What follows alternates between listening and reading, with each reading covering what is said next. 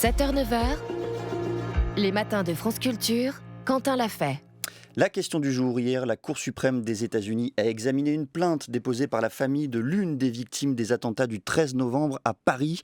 À la barre, le géant Google, accusé d'avoir permis la propagation de messages d'organisations djihadistes et par là même la radicalisation des terroristes. Une décision qui peut remettre en cause la loi qui exonère les plateformes numériques de leur responsabilité vis-à-vis des contenus qu'elles diffusent.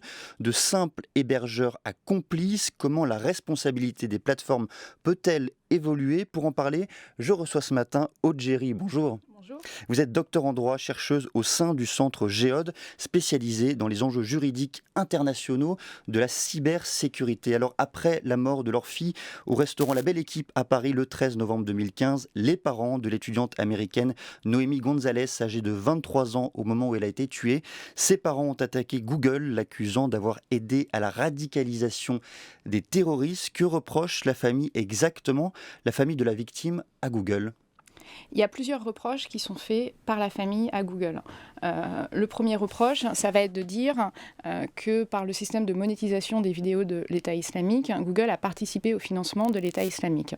Autre argument qui est avancé, la simple utilisation des services par les terroristes de ces attentats des services de YouTube.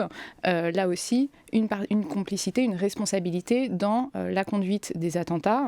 Et puis enfin, le fait qu'avec l'algorithme de recommandation développé par Google, YouTube a participé à l'endoctrinement de ces terroristes et donc n'est plus un simple hébergeur de contenu mais un véritable fournisseur de contenu. Alors on va revenir justement sur la distinction entre hébergeur et éditeur de contenu, mais avant cela, les plaignants avaient été déboutés en première instance, comme on appelle, par les tribunaux californiens.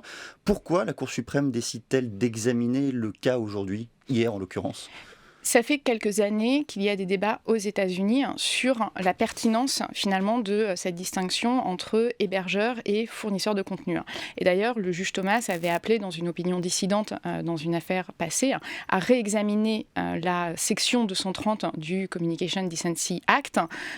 Joe Biden a aussi appelé il y a quelques semaines à réexaminer l'irresponsabilité qui existe pour les plateformes en matière d'hébergement de contenu. Et puis on a vu aux États-Unis plusieurs propositions de loi qui n'ont jamais abouti sur ce sujet. Pourquoi, Aude Géry, est-ce que historiquement, les plateformes jouissent-elles d'une immunité à l'égard des contenus qu'elles publient? C'est-à-dire que si ces plateformes type Facebook, Twitter et YouTube hébergent des contenus produits par des internautes et contraires à la loi, elles ne sont pas responsables au regard de la loi. L'objectif, c'était vraiment de permettre l'innovation technique par le biais d'une innovation juridique. C'est-à-dire qu'en 1996, quand cette loi est adoptée, quand ce principe d'irresponsabilité est posé, l'objectif, c'est de permettre le développement de services numériques, de permettre la liberté d'expression, de favoriser la liberté d'expression par l'utilisation de services numériques.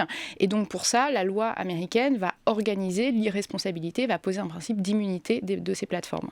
Est-ce qu'on peut sincèrement considérer que ces plateformes sont de simples hébergeurs? On sait bien qu'elles éditorialisent leur contenu, elles décident de pousser certains articles, certaines vidéos, certains textes grâce à leur algorithme, des algorithmes qui n'ont rien d'objectif. Effectivement, aujourd'hui, je pense que plus personne ne considère ces réseaux sociaux comme de simples hébergeurs. Tout le monde est à peu près d'accord sur le fait que ce sont des diffuseurs de contenu. Et sur la technique, sur les techniques d'éditorialisation, la question véritablement se pose de savoir si ça va modifier le régime de responsabilité. Et ça, c'est une question presque sociétale, puisqu'on voit bien les problèmes qui peuvent se poser si jamais ces plateformes sont responsables des contenus qui sont diffusés par les utilisateurs. C'est une question sociétale, Aude Géry, c'est également sans doute une question économique. Si on détruit cette irresponsabilité des hébergeurs, est-ce que Facebook, Twitter vont pouvoir survivre?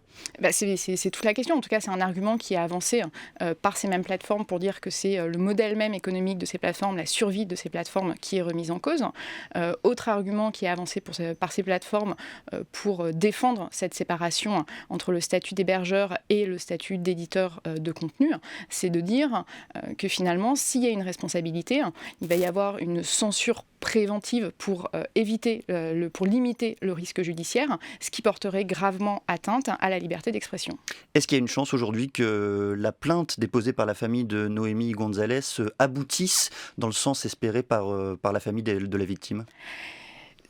Honnêtement, je ne prendrai pas de pari sur l'issue sur l'issue de l'affaire. Ce qui est sûr, c'est que cette affaire, elle aura un retentissement extrêmement important. Ce qui sera intéressant de voir, c'est si le Congrès va extrêmement rapidement se saisir de cette question et faire passer une loi pour régler cette question avant même que la Cour suprême se prononce. Mécanisme qu'on a déjà vu dans des affaires passées en matière de numérique. On évoque depuis le début de notre échange, Aude Géry, la question aux États-Unis. Qu'en est-il en Europe ? Qu'en est-il en Europe justement de la responsabilité ou de l'irresponsabilité de ces plateformes ? Le droit européen s'est inspiré du droit américain sur cette distinction. Donc on a bien une distinction entre hébergeurs et éditeurs de contenu. En revanche, le droit européen est plus en avance que le droit américain dans l'élaboration d'une forme de responsabilité des hébergeurs. Aujourd'hui, on a le Digital Services Act qui maintient cette distinction, mais qui énonce un certain nombre d'obligations à la charge de ces plateformes. Et en matière de contenu à caractère terroriste, on va également avoir un règlement supplémentaire adopté en 2021 qui précise un certain nombre d'obligations, dont une obligation de retrait ou de blocage des contenus en 1 heure. Est-ce que le souci, au fond, Aude Géry, c'est pas non plus aussi l'incapacité de ces plateformes à modérer correctement les contenus qu'elles hébergent ?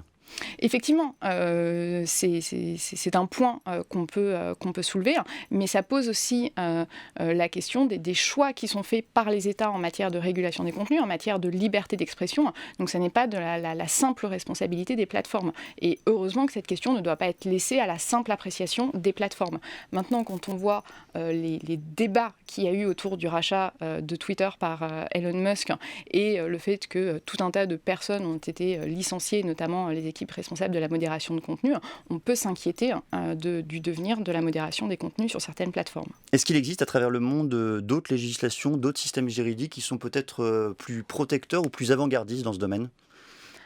Protecteur, je ne sais pas, parce qu'on sait que les régimes juridiques qui vont imposer encore plus d'obligations ne sont pas forcément plus protecteurs de la liberté d'expression, loin de là. Et c'est bien toute la question de trouver le bon équilibre en matière d'obligations des plateformes pour protéger la liberté d'expression. Et cette protection, elle vaut tant pour le fait de pouvoir continuer à s'exprimer sur ces plateformes que sur le fait de ne pas laisser des contenus haineux ou à caractère terroriste prospérer sur ces plateformes. Dernière question, est-ce qu'il y a une singularité, Aude Géry, de la législation, de la situation française dans ce domaine ?